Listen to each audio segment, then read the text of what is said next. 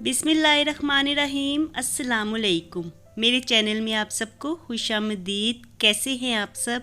दुआ है कि आप सब बिल्कुल खैरियत से हों। आज मैं आपके लिए एक बहुत ही ज़बरदस्त रेसिपी लेके आई हूँ। तरबूज का सीज़न चल रहा है, लेकिन हम तरबूज से नहीं, इसके छिलकों के साथ आज रेसिपी बनाने वाले हैं।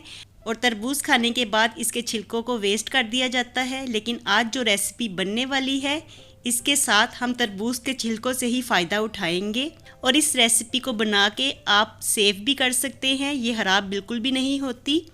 तो आज मैं आपके लिए टूटी फ्रूटी की रेसिपी लेके आई हूँ, जिसे आम लफ्ज़ों में मुरब्बा अशरफी भी कहा जाता है। तो चलिए ये ज़बरदस्त सी मज़ेदार सी रेसिपी बनाना शुरू करते हैं। तो इस रेसिपी को बनाने के लिए यहाँ पे मैंने तरबूज लिया है और इसका जो रेड पार्ट है खाने वाला, तो उसको मैंने अलहदा कर दिया है। और अब हम इसके छिलके ले लेंगे और इसका रेड वाला पोर्शन हमने बिल्कुल अलहदा कर देना है। और अब इन छिलकों की बैक साइड पे जो ग्रीन पार्ट है तो उसको भी अलहदा कर देंगे, बारीक बारीक छिलका उतार लेना है। और देखिए हमें इस तरह से तरबूज के छिलके मिल जाएंगे। इसका रेड वाला पोर्शन भी अलहदा कर दिया है और ग्रीन वाला पोर्शन भी बिल्कुल अलहदा कर दिया है। और अब हमने इसको छोटे टुकड़ों में कट कर देना है। तो क्यूब्स में इनको कट कीजिए। बड़े क्यूब्स में कट करना चाहें तो बड़ों में कट कर लीजिए, और अगर छोटे क्यूब्स बनाना चाहें तो छोटों में कट कर लीजिए, लेकिन एक जैसा साइज़ रखिए ताकि देखने में अच्छे भी लगें। तो यहाँ पे सारे छिलकों को मैंने कट कर लिया है और इसके टुकड़े बना लिए हैं। और अब मैंने एक पैन में पानी को बॉयल होने के लिए रखा हुआ था। पानी में बॉयल आ गया है और अब हम इसमें तरबूज के कट किए हुए क्यूब्स को डाल देंगे। और इसको हमने 50% तक बॉयल कर लेना है ताकि ये ट्रांसपेरेंट हो जाएं और हाफ कुक भी हो जाएं।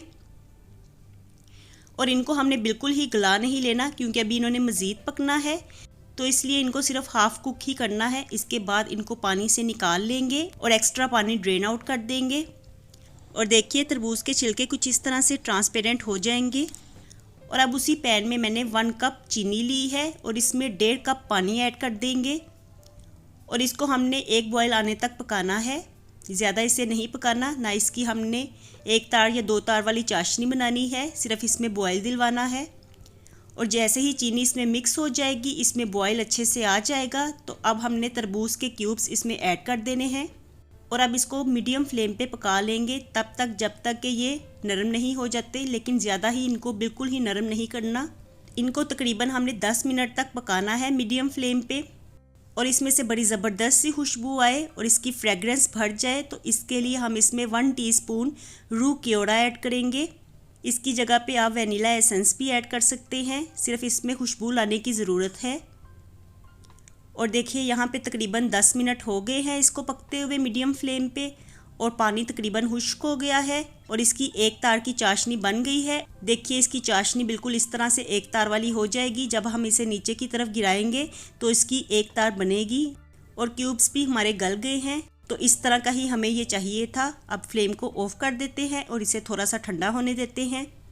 तो चलिए जी, यहाँ पे क्यूब्स तो हमारे ठंडे हो गए हैं। अब हम इनको कलर दे लेते हैं। तो इसके लिए मैंने फूड कलर्स लिए हैं, red food colour, green food colour, orange food colour और येलो फूड कलर। और इसमें थोड़ा सा शीरा ऐड करेंगे, बिल्कुल हल्का सा ही शीरा ऐड करना है, तकरीबन 1 टेबलस्पून के बराबर ऐड करेंगे।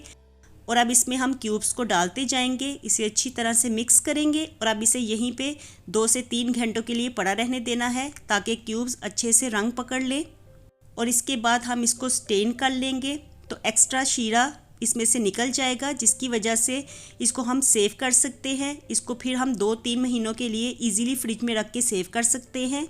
ये बिल्कुल भी ख़राब नहीं होते, लेकिन ज़रूरत ये है कि इसमें से एक्स्ट्रा शीरा निकाल दिया जाए। तो स्टेनर में रख के हम एक्स्ट्रा शीरा निकाल देंगे। इसको ऐसे ही पड़ा रहने देंगे ताकि ये थोड़े से ड्राई हो जाए। बेहतर यही है कि आप इसे पंखे में 3 से 4 घंटे के लिए पड़ा रहने दें ताकि शीरा इसमें से निकल जाए और ये खुश्क हो जाए।